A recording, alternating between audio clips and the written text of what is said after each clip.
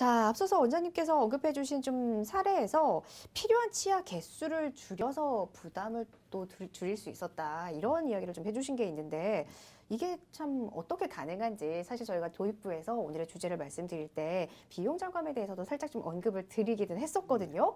어떻게 해서 이게 가능한지 소개 좀 해주시죠. 네. 보통 우리 치아가 네. 위턱, 아래턱이 각각 사랑니를 제하고 14개씩입니다. 네. 원래 원칙적으로는 14개의 치아가 없어지면은 네. 14개 임플란트를 심어야 되는데. 그럼 그게 얼마예요? 그럼요. 그럼 경제적인 부담감도 예. 많고 또 그러면은 줄였을 때 혹시 후유증 같은 게 별로 없느냐. 또 네. 너무 부실해서 부실공사처럼 그러니까요. 혹시 못 먹는 게 아니라 예. 그런 염려도 많이 하실 겁니다. 근데 제 경험을 쭉 바탕으로 하면요. 각 턱당 네. 위턱, 아래턱 각각 8개 정도의 임플란트를 심으면은 오. 14개의 치아를 만들 예. 수가 있습니다. 그런다 해서 그러면 후유증이 있다고 하면은 굳이 그렇게 할 필요는 없겠죠. 근데 후유증 없이 충분하게 섭취도 잘하시고 네. 모양도 다 잘할 수 있는 방법이기 때문에 임플란트 개수 줄이는 방법들은 다양한 경험을 통해서 네. 나오는 경험치이기 때문에 가능합니다. 네. 네. 자, 그리고 또 특히나 만 65세 이상인 분들은요, 환자가 본인 부담금 30%만 좀 비용을 납부를 하면 임플란트 2개까지 치료를 받을 수 있다라고 하니까요, 이 부분까지 참고해 보시기 바랍니다. 자, 원장님, 그리고요, 사실 이 치과 치료, 특히나 이 임플란트를 꺼려하는 것 중에 큰 이유가 얼마나 아플까? 내가 그 아픈 순간들을 견뎌낼 수 있을까? 이것도 고민 중에 하나일 것 같아요. 저는 사실 임플란트를 안 해봐서 모르겠어요. 임플란트를 할 때 통증은 어느 정도일까요? 대부분 치과 치료는 대부분 국소 마취를 하게 됩니다. 다시 말해 전시형 마취가 아니라 국소 마취를 하는데요.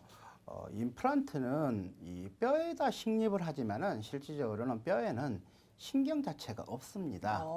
그래서 보통 저희가 마취를 하면은 잇몸 쪽에 그런 아픔을 줄이기 위해서 하는 거기 때문에 어떤 분들은 임플란트 뼈에다가 뭘 심는데 얼마나 아플까요? 하지만은 실질적으로는 거의 통증은 거의 일반적인 충치치료하는 아까 말씀드린 충치치료할 정도입니다. 그러니까 통증에 대해서는 큰 걱정 안 하셔도 될 것 같습니다. 네, 통증에 대한 부분까지 원장님께서 시원하게 좀 설명을 드렸습니다. 자, 그렇다면 이제 디지털 임플란트 사례도 쭉 우리가 살펴봤는데요. 자, 검사에서 시술까지 어떤 절차를 통해서 이제 진행이 되는지 한 번에 쭉 영상으로도 담아봤습니다. 함께 원장님의 설명도 들어보시겠습니다. 환자분들이 오시면은 혈압이라든가 기본적인 걸 하시고, 그다음에 입안에 있는 검사도 하시고, 그다음에 요즘 CT 3차원 CT를 이렇게 촬영을 해서 환자분한테 직접 보여주면서 치료 계획을 말씀을 보통 하십니다. 치료 계획이 확립이 되면은 각 과의 전문의들과 상의를 하게 됩니다. 그다음에 환자의 모형이라든가 3D CT를 가지고 이 다양한 컴퓨터 프로그램을 사용합니다. 그래서 지금 보시는 것처럼 다양하게 3차원적으로 치아를 여기다 집어넣고 가상적으로 그거 한 다음에 계획이 되면은 지금 임플란트 수술을 지금 이렇게 하게 됩니다. 그런 좀 순서 자체는 되게 간단합니다. 네. 자, 이렇게 영상을 통해서도 설명을 쭉 들어보니까 뭔가 디지털 더 정교해지고 좀 더 맞춤형 시술인 것 같습니다. 자, 이렇게 디지털 임플란트 시술 또 받고 치아 건강을 되찾으신 사례 좀 더 살펴볼까요? 어떤 분이 있었나요? 지금 보면은 안모에 대한 되게 그걸 지금 차이가 많이 있죠. 되게 젊어지셨고. 그런데 디지털 임플란트의 장점들은 미리 예측을 할 수 있다는 겁니다. 그래서 저희가 안모가 좀 꺼지신 분들은 안모를 좀 더 살리는 방법도 쓰고요. 그리고 그 치아가 없으면은 많이 입이 돌출됩니다. 지금 아래턱이 좀 돌출되죠. 왜냐면은 치아가 없으면은 턱이 앞으로 나오게 돼 있습니다. 그래서 치아를 정상적으로 했을 때는 얼굴이 길어지지 않고 아주 남성은 좀 다부진 그런 느낌들이 많이 가지고 있으시죠. 자, 이분을 보시면은 이분은 원래 치아가 아래 3개밖에 없으신 분이에요.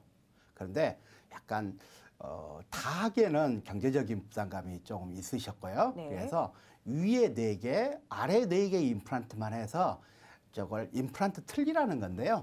그래서 임플란트 틀니로 이렇게 충분히 해서 잘 드시고 그다음에 안모의 개선도 확실히 이렇게 하신 분이 있으시니까 네. 꼭 내가 젊은데 조금 비용적으로는 부담스럽고 네. 그러지만은 임플란트 틀니를 했을 때도 충분히 좋은 효과를 낼 수가 있습니다. 자, 뭔가 전체적인 비용에 대한 좀 부담이 있으신 분들 같은 경우에는 임플란트 틀니를 통해서 또 부분적으로 가능한 그런 사례도 함께 살펴봤습니다. 자, 계속해서 또 다른 분의 사례 살펴볼게요. 혹시 여성분의 사례 있을까요? 아, 예. 다음 사례는 여성분인데요. 네.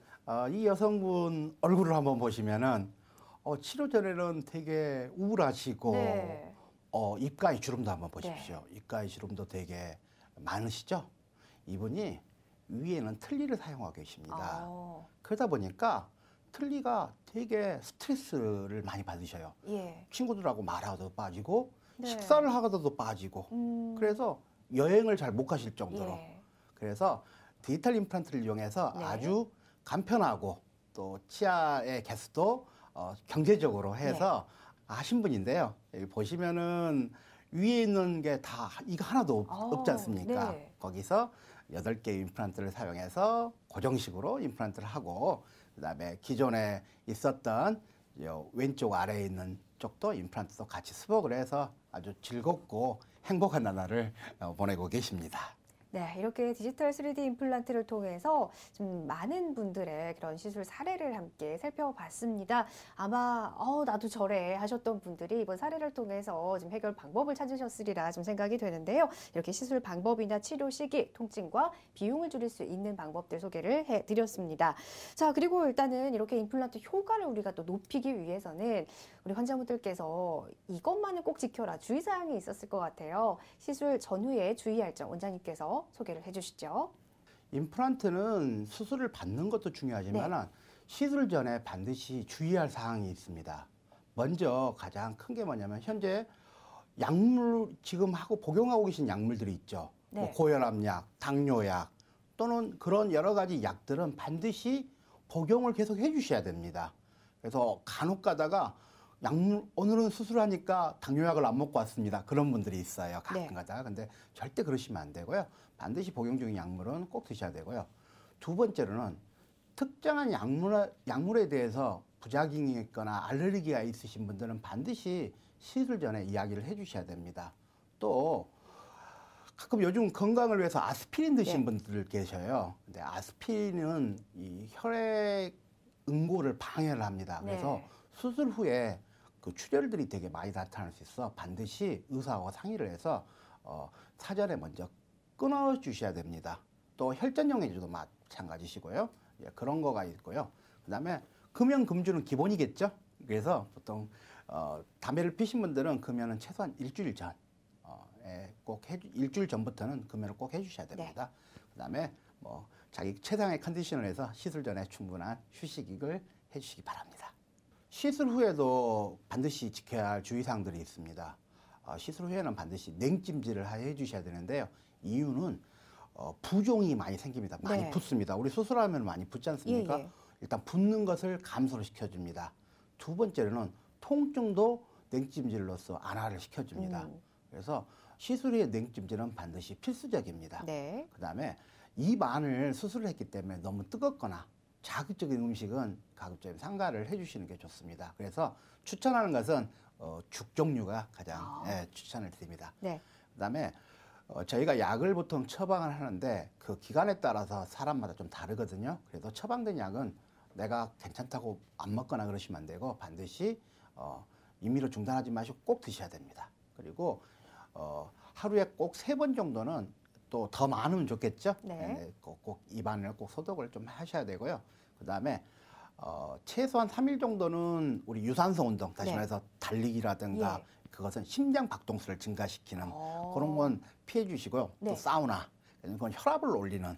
왜냐면은 수술 부위가 터지거나 또 나중에 후출혈이 일어날 수가 있습니다. 그래서 그것은 반드시 지키시고 금연과 금주는 시술 전에도 되게 중요하지만 시술 후에는 더 중요한 지켜야 할 사항 중에 하나입니다.